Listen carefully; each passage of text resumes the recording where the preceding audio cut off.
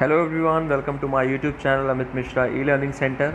अगर आप चैनल पर पहली बार आए हैं तो चैनल को सब्सक्राइब ज़रूर कर लें और हमारे बेल आइकन को भी प्रेस कर लें, जिससे आपकी कोई भी प्रतियोगी परीक्षाओं से संबंधित जीके या करंट अफेयर्स का कोई भी आपका क्वेश्चन ना छूटे। तो देखिए, जो आगामी परीक्षाएँ हैं, प्रतियोगी परीक्षाएँ, उनमें जो क्वेश्चन पूछे जाते हैं उनमें से एक टॉपिक मैंने आज लिया है, जो है इंडिया सेंसस, यानी कि भारतीय जनगणना 2011। तो इससे संबंधित सारे फैक्ट्स को हम जानेंगे। सारे जो क्वेश्चंस एग्ज़ाम में बन सकते हैं, पूछे जाते हैं, उन्हीं क्वेश्चंस की हम बात करेंगे। अगर आपको वीडियो अच्छा लगे तो वीडियो को पूरा देखिए और वीडियो को लाइक और शेयर ज़रूर किया करिए। और अगर आपके पास कोई फीडबैक हुआ करे तो वो भी हमें कमेंट करके बताया करिए। तो चलिए स्टार्ट करते हैं। सबसे पहले बात करते हैं टोटल पॉपुलेशन ऑफ इंडिया।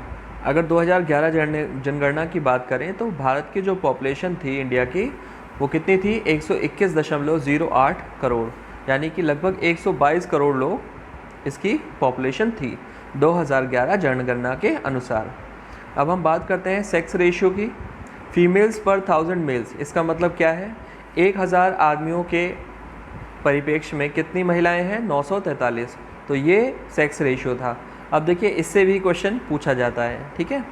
तो पहला तो पॉपुलेशन वाला हो गया, दूसरा हो गया सेक्स रेशियो। ये आपको याद रखना है। पर 1000 मेल्स 943 फीमेल्स हमारे यहाँ हैं।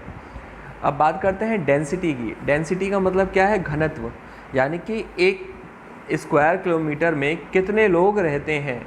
तो उसकी अगर हम बात करें तो यह है 382, यानी 382 पर्सन्स पर स्क्वायर किलोमीटर, यानी एक स्क्वायर किलोमीटर के अंतर्गत आपको 382 लोग रहते हुए मिलेंगे। तो ऐसा ये क्या है? हमारे 2011 जनगणना के अनुसार है।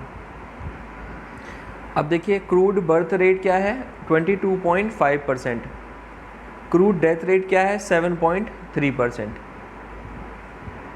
इन्फेंट मॉर्टेलिटी रेट क्या है? 57 पर 1000 लाइव बर्थ्स। अब देखिए, इनसे क्वेश्चन नहीं आते हैं। क्वेश्चन कहाँ से आते हैं उसकी हम बात करेंगे, ठीक है। मैटरनल मॉर्टेलिटी रेट 407 पर lakh live birth. Literacy of the country, ये इम्पॉर्टेंट है, इसको आप मार्क कर लें। लिटरेसी ऑफ द कंट्री, ठीक है। लिटरेसी ऑफ द कंट्री कितनी है? 73%। अब देखिए, कितने लोग साक्षर हैं भारत में? तो लगभग 73% लोग साक्षर हैं। उन 73% की अगर हम बात करें तो लगभग 80.9% उसमें पुरुष हैं और 64.6% क्या है? महिलाएं हैं। ये इम्पॉर्टेंट क्वेश्चन है, ये क्वेश्चन एग्ज़ाम में पूछा जा सकता है। अब बात करते हैं हम स्टेट विद हाईएस्ट लिटरेसी। ये क्वेश्चन कई बार एग्ज़ाम में पूछा भी जा चुका है। तो सबसे ज़्यादा साक्षरता प्रतिशत वाला राज्य कौन सा है? तो कौन सा राज्य है वो है केरला। यहाँ पर देखिए, जो साक्षर लोगों का प्रतिशत है वो लगभग है 94%, यानी कि 94% लोग वहाँ के क्या हैं? पढ़े लिखे हैं, साक्षर हैं, लिटरेट हैं, ठीक है। State with lowest literacy. अब सबसे कम साक्षरता वाले प्रतिशत की बात करते हैं, कौन सा राज्य है? तो वो है बिहार, जहाँ की साक्षरता कितनी है? 61.8%। अब देखिए, सबसे ज़्यादा महिलाओं की साक्षरता वाला प्रदेश कौन सा है? ये क्वेश्चन भी कई बार एग्ज़ाम में पूछा गया है। तो ये है कौन सा? केरला। तो ये भी आपको याद रखना है, जो कि आप केरला को हाईएस्ट लिटरेसी से याद कर सकते हैं। तो वहाँ पर फीमेल की भी क्या होगी? हाईएस्ट लिटरेसी होगी, यानी कि साक्षरता प्रतिशत होगा।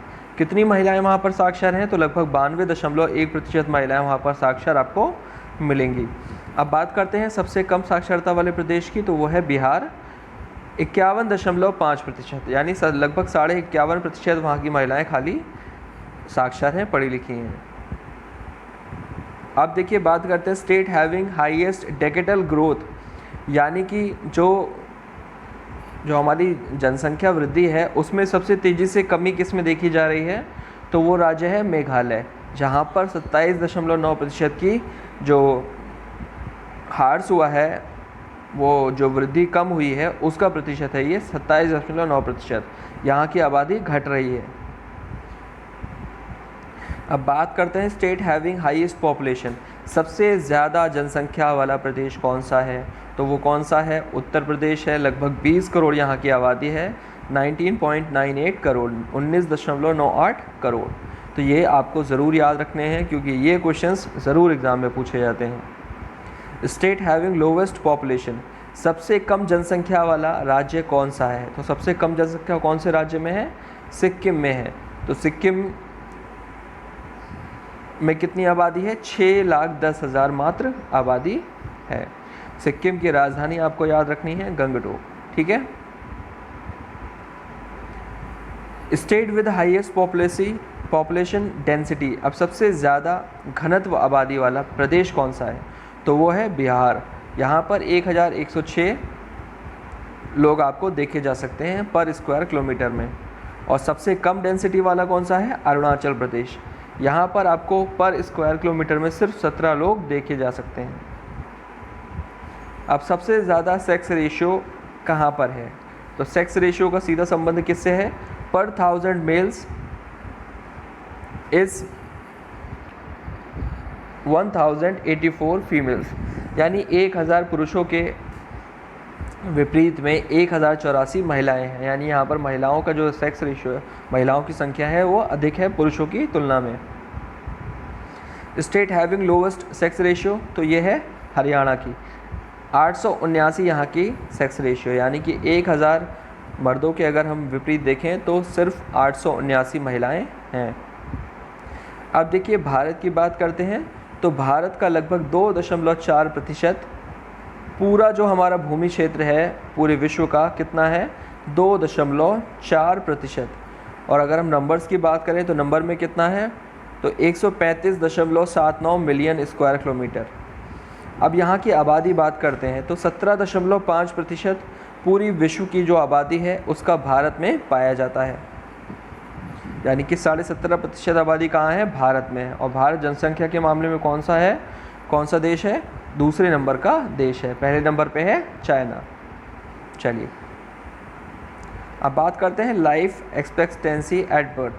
अगर हम जीवन काल की बात करें तो यहाँ पर 63.5 ईयर्स यानी लगभग 63.5 वर्ष का जीवन काल माना गया है, जिसमें मेल का कितना है? 62.6 और फीमेल्स का कितना है? 64.2 ईयर्स। तो ये एवरेज लाइफ स्पैन माना गया है, ये जो औसतन जीवन काल है वो माना गया है। चलिए अगला देखते हैं। First census was undertaken in 1872 but a systematic programme of population census started in 1881। अब देखिए पहली जनगणना शुरू हुई थी 1872 में, लेकिन अगर हम बात करें सही तरीके से, सिस्टमैटिक तरीके से, परंपरागत तरीके से, क्रमबद्ध तरीके से जो हमारी जनसंख्या शुरू हुई है वो हुई है 1881 में। तो ये आपको याद रखना है कब से स्टार्ट हुई है? सिस्टमैटिक पॉपुलेशन प्रोग्राम सेंसस जिसको हम कहते हैं 1881 में, ठीक है। Highest death rate among state in Orissa 98 पर 1000। सबसे ज़्यादा मृत्यु दर कौन से राज्य में है? तो उड़ीसा में है। लगभग 1 स्क्वायर किलोमीटर में यहाँ पर 98 लोग मरते हैं, ठीक है। लोवेस्ट कहाँ पर है? तो लोवेस्ट है केरला में। तो कितना है? वो खाली 16 पर 1000 है, यानी 1000 में से सिर्फ 16 लोगों की मौत होती है। अब बात करते हैं जनसंख्या वृद्धि में जो कमी आई है वो कौन कौन सी है? तो कितनी कमी आई है? वो आई है 17.7%। सबसे कम जो वृद्धि हुई है वो हुई है नागालैंड में। जो ग्रोथ हुई है वो कितनी हुई है? -0.0%। 4 शहर भारत के सबसे ज़्यादा आबादी वाले अगर आपसे पूछे जाएंगे एक क्रम में, तो सबसे पहला नंबर है मुंबई का, उसके बाद आता है कोलकाता, उसके बाद दिल्ली और उसके बाद चेन्नई। ये सभी हमारे देश के क्या हैं? मेट्रो सिटी हैं या मेट्रोपॉलिटन सिटीज़ हैं, ठीक है। तो ये भी आपको याद रखना है। सबसे ज़्यादा आबादी कौन से शहरों में है? मुंबई में, कोलकाता में, दिल्ली में और चेन्नई में। अब बात करते हैं आंध्र प्रदेश की। आंध्र प्रदेश ने पहली बार एक पॉपुलेशन पॉलिसी बनाई, ठीक है। अब इसके सबसे पहले किसने बनाई थी? ये क्वेश्चन पूछा जा सकता है। सबसे पहले पॉपुलेशन जो पॉलिसी थी वो किस राज्य ने बनाई थी, किस स्टेट ने बनाई थी? तो किसने बनाई थी? आंध्र प्रदेश ने। अब सबसे ज़्यादा जो शेड्यूल कास्ट की पॉपुलेशन है वो कहाँ है? उत्तर प्रदेश में। यानी एससी कास्ट की जो सबसे ज़्यादा पॉपुलेशन है वो किस राज्य में है? उत्तर प्रदेश में है। और सबसे ज़्यादा जो हम शेड्यूल ट्राइब यानी कि हाईएस्ट शेड्यूल ट्राइब यानी एसटी पॉपुलेशन की बात करें तो वो कहाँ है? मध्य प्रदेश में। अब ये शेड्यूल कास्ट कौन से लोग हैं? यानी जो निचली जाति के जो लोग जिनको कहा जाता है शेड्यूल कास्ट में जो आते हैं वो है सबसे ज़्यादा उत्तर प्रदेश में। और सबसे ज़्यादा एसटी वाले यानी कि जो जनजातीय प्रजाति वाले लोग हैं ये कहाँ हैं? मध्य प्रदेश में है। ठीक है, सबसे ज़्यादा जनजातियाँ कहाँ हैं? मध्य प्रदेश में ही हैं। तो यहाँ पर सबसे ज़्यादा आबादी किसकी होगी? शेड्यूल ट्राइब की होगी यानी जनजातीय लोगों की होगी। अब लोवेस्ट शेड्यूल कास्ट पॉपुलेशन कहाँ है? वो नागालैंड में है। क्योंकि देखिए नागालैंड जो राज्य है जो पूर्वी भाग में है भारत के, यहाँ पर सबसे ज़्यादा यहाँ पर कौन लोग रहते हैं? शेड्यूल ट्राइब वाले यानी जनजातीय लोग रहते हैं। तो यहाँ पर जो एससी कास्ट के लोग हैं वो सबसे कम पॉपुलेशन में रहते हैं।